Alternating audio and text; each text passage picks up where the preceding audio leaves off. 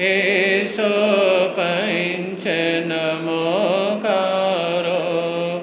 एसो पंच नमोकारो, सब पावे पनासनो, मंगलानं च संवेसिं पणिममेहवै मंगलं, मंगलानं च संवेसिं पणिममेहवै मंगलं। तक सांसें चलती हैं, गुरुवर की महिमा गाऊं, सपने में गुरु को देखूं, जागूं तो दर्शन पाऊं। जब तक सांसें चलती हैं, गुरुवर की महिमा गाऊं, सपने में गुरु को देखूं, जागूं तो दर्शन पाऊं। सपने में गुरु को देखूं, जागूं तो दर्शन पाऊं। इस देश में जिस भेष में जिस परिवेश में रहूं, नमो अरिहंत, नमो अरिहंत, नमो अरिहंत कहूं। जिस जाने में जिस सांस में रहूं, नमो अरिहंत, नमो अरिहंत, नमो अरिहंत कहूं। जिस प्यारे से जिस ख्वारे से जिस संसार में रहूं, नमो अरिहंत, नमो अरिहंत, नमो अरिहंत कहूं। जिस ध्यान से जिस सम्मान से जिस जहान में रहूं, नमो अरिहंत, नमो अरिहंत, नमो अरिहंत कहूं।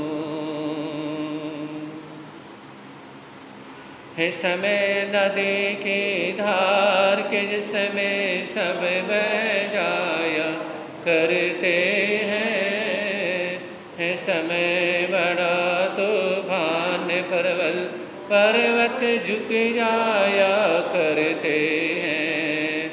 अक्सर दुनिया के लोग समय में चक्कर खाया करते हैं, लेकिन कुछ ऐसे होते जो इतिहास बनाया करते हैं, इतिहास बनाया करते हैं। हरि बाबा के नाम से जाना जाता है। आपने north India, Delhi, Haryana, UP, Punjab, Uttarakhand, Himachal, MP इत्यादि के हैं पूरी तरह से, क्योंकि एक जगह पर बैठे हुए अगर किसी के बारे में कुछ भी जानना होता, बोलना होता, बताना होता, तो वो एक ऐसे चमत्कारी महापुरुष थे कि वो हर चीज़ की, यानी कि कोई भी भाई बहन आता तो एक जगह बैठे बैठे और कोई कहीं पर बैठा होता तो उसकी सारी हिस्ट्री या उसकी कुंडली खोल दिया करते थे। मेरे आदर्श हैं, वो मेरे दादा गुरु थे, और मेरे जो गुरुदेव हैं वो भी मेरे आदर्श हैं।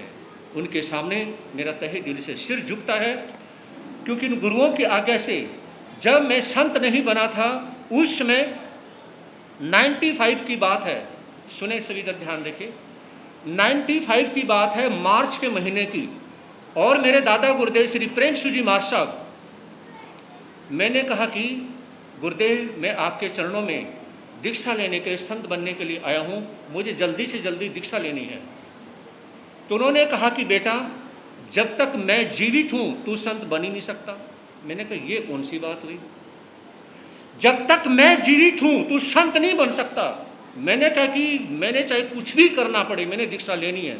बेटा तू बन ही नहीं सकता, तू बनना चाहता है, मैं बनाना चाहता हूँ, सब कुछ है, लेकिन फिर भी बन नहीं सकता, ये विधि का विधान है। मैंने कहा कमाल की बात है गुरुदेव, ये मुझे समझ नहीं आ रहा कि मैं बनना चाहता हूँ, आप बनाना चाहते हैं, और मुझे अपने पेरेंट्स से, अपने मम्मी पापा से आज्ञा मिल गई है, और आपने ये कह दिया कि फिर भी नहीं बन सकता। कहा कि नहीं बन सकता, ये तेरे कर्मों का लेखा जोखा है कि तेरे कर्म मेरे जीते जी तुझे मेरा पोत्र शिष्य है, मेरा पोता नहीं बनने देंगे। 95 की बात है, और उनके पैर पकड़ करके मुझे रोना आ गया कि मैं जिनको अपना दादा गुरु बनाना चाहता हूं, और आपकी तरह ही मैं ऐसे ही जिस साधना को आपने हासिल किया है, जिस चमत्कार को हासिल किया है, उस चमत्कार को, उस साधना को मैं भी हासिल करना चाहता हूं। सेम वही कहा कि बेटा तू मिलेगा, तुझे मिलेगा तो सब कुछ, लेकिन बेटा तुझे मिलेगा मेरे के बाद में। मैंने कहा आपके आशीर्वाद से सब कुछ मिलेगा, ये मुझे बहुत बड़ी खुशी है, लेकिन आपके रहते मुझे कुछ नहीं मिलेगा, मतलब मैं संत भी नहीं बन सकता, ये मेरे लिए सबसे बड़ा दुख है। तो मैंने कहा कि मेरी जिंदगी का सबसे बड़ा दुख ये कि दादा के सामने, यानी कि पौत्र क्या है, जन्म नहीं ले सकता, और जन्म लेने का मतलब मैं दीक्षा नहीं ले सकता।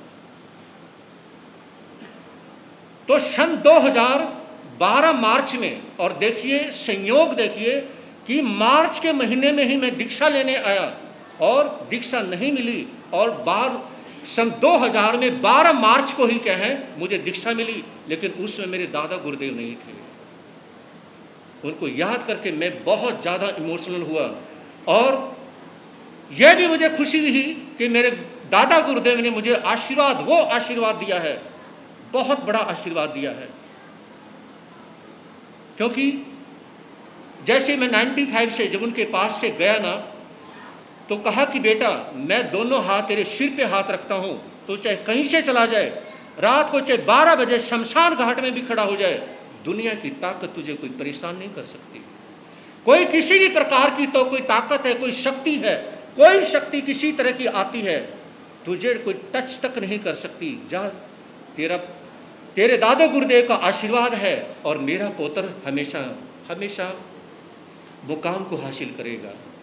जब उसमें दीक्षा ली तो मैंने अपने गुरुदेव के सामने कहा, मेरे गुरुदेव प्रज्ञा में श्री पूज्य गुरुदेव श्री उपेंद्र महाराज साहब, जिनका चातुर्मास पंजाबी बाग दिल्ली में है, मैंने कहा कि छोटे गुरु तो एक, यानी कि मेरे गुरु तो मिल गए, लेकिन मेरे दादा गुरु मुझे नहीं मिले।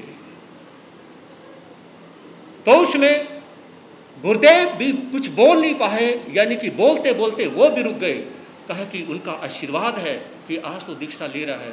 मैं कहा आशीर्वाद तो है, मैं दीक्षा ले तो रहा हूँ, लेकिन एक महसूस कर सकता हूँ उस गुरु को, लेकिन वो गुरुदेव आज शरीर से मेरे सामने नहीं है, मैंने उसे महसूस किया। तो इनके गुरुदेव के संबंध में फिर कभी, यानी कि डिटेल से मेरा कहने का भाव रहेगा, सिर्फ 2-4 लाइनें, और उसके बाद राजा हरिश्चंद्र चारित्र, क्योंकि चारित्र क्या है जल्दी से कभी पूरा बीच में छोड़ा नहीं जाता, भले ही वो 2-4 मिनट यानी कि सुनाया जाए। और कहना चाहूँगा, राजा हरिश्चंद्र सभी उसको मानते हैं, चाहे कोई जैन है, बौद्ध है, सनातन धर्म में है ना, कोई भी किसी भी मतांतर को मानने वाले हैं, सभी राजा हरिश्चंद्र को मानते हैं। जब भी कोई सत्य को याद करता है तो ही कहता है कि राजा हरिश्चंद्र जैसा सत्य तो कोई कर ही नहीं सकता है। भजन की लाइनों में आप सभी मेरा साथ देंगे, कंजूसी नहीं करेंगे। बोलिए चमत्कारी बाबा प्रेम सेवा पूज्य गुरुदेव श्री प्रेम सुख जी महाराज की। आवाज में मजा नहीं आया। बोलिए प्रज्ञा महर्षि पूज्य गुरुदेव श्री उपेंद्र मुनि जी महाराज की। उन गुरुओं की तपोभूमि हो जो पंजाब का पानी पीते हो। ये कहते कि पंजाब की नदियों का पानी दूध से भी अच्छा होता है, और ये आवाज इतनी टूटी टूटी आवाज। बोलिए ग्रामोदरक श्री क्रांति मुनि जी महाराज की। The best. जब तक सांसें चलती है गुरुवर की महिमा गाऊं, सपने में गुरु को देखूं, जागूं तो दर्शन पाऊं। सपने में गुरु को देखूं, जागूं तो। जब मोह माया में उलझा मन ने मुझको भटकाया, गुरुवर ने हाथ पकड़ कर मुझे सत्य का पथ दिखलाया। जब मोह माया में उलझा मन ने मुझको भटकाया, गुरुवर ने हाथ पकड़ कर मुझे सत्य का पथ दिखलाया। गुरु के चरणों को तज कर अब और कहाँ मैं जाऊं, सपने में गुरु को देखूं, जागूं तो। सपने में गुरु को देखूं, जागूं तो। इस पूरे भजन को हम फिर कभी सुनेंगे। आइए आपको ले चलता हूं राजा हरिश्चंद्र के साथ।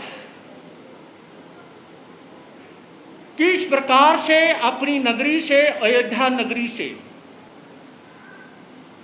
मंत्री को साथ लेकर के सोनप्रस्थ नगरी में, जहां पर बाहर उद्यान था और उसके साथ में एक बहुत बड़ा सुंदर सा तालाब भी था, और तालाब के पास में ही, तालाब के दूसरे किनारे पर राजा हरिश्चंद्र अपने मंत्री के साथ बैठे हैं।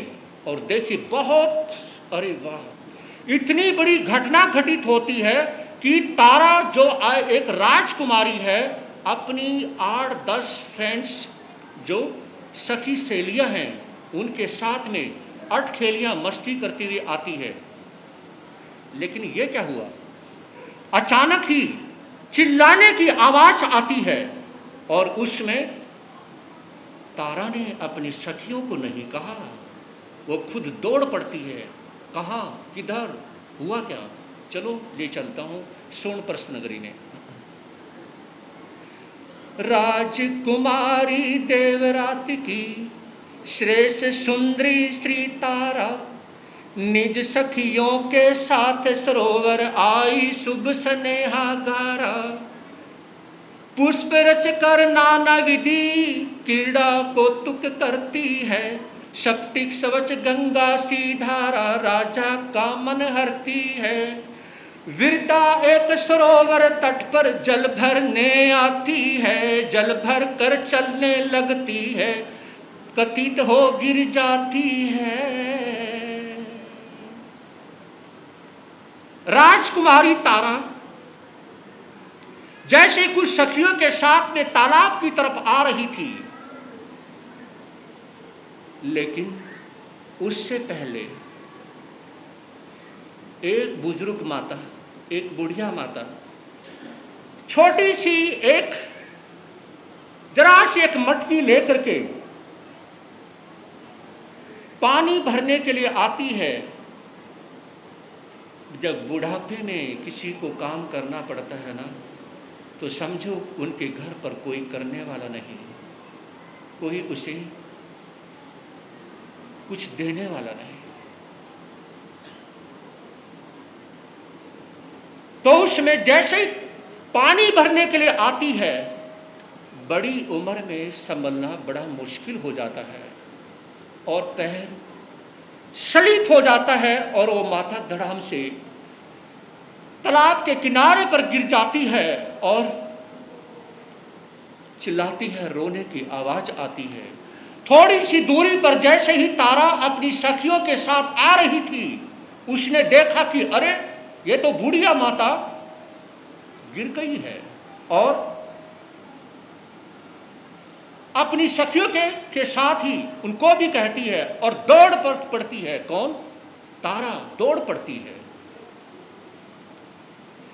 प्रस्तर पत्थर लगी चोट अति, करती है करुणा क्रंदन, राजकुमारी तारा भक्कर आई झटपट सुन रोदन, दया भाव से बुढ़िया की परिचर्या की, सवस्थित हो बुढ़िया ने विश्वासिस की चर्चा की। जैसे ही बुढ़िया माता को गिरे हुए देखा ना, तो बहुत बुरा लगता है तारा को। भाग के आती है और आने के बाद में झट से अपनी बाहों में उस बुढ़िया माता को भर लेती है।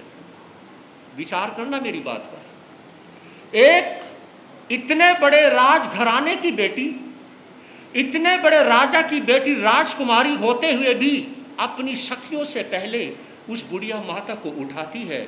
उसके सारे राजसी कपड़े, इतने महंगे कपड़े कीचड़ में संजाते हैं।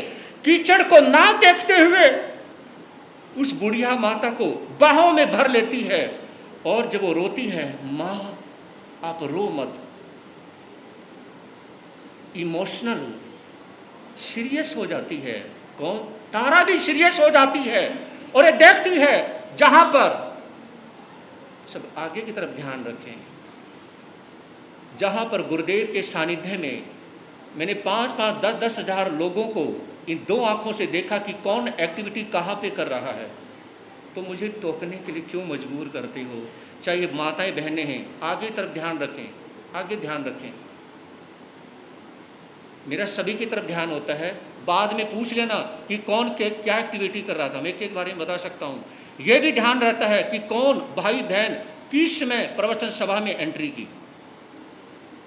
ये गुरुओं का क्या है होता है, आप बीच में कहें ये बातें ना करें, सुनिए ध्यान से, अच्छा लगेगा। तो उस समय जैसे ही बुढ़िया माता देखती है कि अरे ये तो तारा राजकुमारी, क्योंकि जब उसको उठाया जाता है ना और वो तारा, माँ आपको चोट तो नहीं लगी ना, आपको चोट कहाँ लगी माँ? उसने और किसी वर्ड शब्द का इस्तेमाल नहीं किया, एक ही बात कही, माँ आपको चोट नहीं लगी। सर मैंने मुझे 2 ही मिनट लेनी है, उठ के ना जाइए, बैठिए, 2 ही मिनट का काम है, ज़्यादा टाइम नहीं है। तो उस समय क्या है, बेटी आप तो राजकुमारी हैं और आपके सारे कपड़े गंदे हो गए, आपने देखा तक भी नहीं, बेटी आप क्यों अपने कपड़े गंदे कर रही हैं? नहीं माँ नहीं, आप ऐसा विचार मत करिए माँ, आपको चोट लगे और मैं ऐसे छोड़ दूं? तारा ने अपनी सखियों को कहा कि आप ऐसा करें, माता को भी उनके घर छोड़ करके आएं, और अपनी 2 सखियों को कहा कि जो माता की जो मटकी है ना, इसे पानी से भर के और माता के घर पे रख करके आएं, जहाँ पे हमारी बुजुर्ग माता रहती है। और पेड़ के नीचे जब उस माता को बिठाया जाता है ना, और जहाँ पर जैसे छोटे से बच्चे को जब कभी कभी जब छोटे से बच्चे को चोट लगती है ना, तो उसमें माँ क्या करती है, जब बच्चा कहता है माँ मुझे चोट लगी है और वो रोता है, तो माँ कहती बेटा कहाँ पे लगा है चोट? तो उसमें कहती यहाँ चोट लगी है। और माँ उसे क्या है, कभी अपने पल्ले को गर्म मुंह से करती है और उस पर सेक लगाती है। और ये जो माँ के मुंह से जो सेक की जाती है, उससे बढ़िया मेडिसिन पूरी दुनिया के अंदर नहीं मिलती। जब छोटे बच्चे होते थे तो जरा सी मुंह की सेक से हमारी चोट का दर्द खत्म हो जाता था, और बड़ी उम्र होने के बाद में भी चाहे कितना बढ़िया ट्रीटमेंट ले लो, लेकिन वो सेक कभी जिंदगी में दोबारा से कभी नहीं मिलती। जो माताएं, जो बहनें बैठी हुई हैं, जो माँ बन चुकी हैं, ये भी इनके मन के अंदर जब कभी अकेलापन महसूस करती हैं, जब कभी दुखी महसूस करती हैं, जब आपको ये लगता है कि आज मैं बहुत टेंशन में हूँ, तो उसमें आपको अपनी माँ याद आती होगी। जब भी आप रोती थी और उसमें जा कर के माँ के आंचल में, पल्लू में बैठ जाती थी और उनका हाथ पकड़ करके कहती थी, माँ मुझे अपनी गोद में बिठा लो, और उसमें जब माँ गोद में बिठाती थी कितना अच्छा लगता था। तो राजकुमारी तारा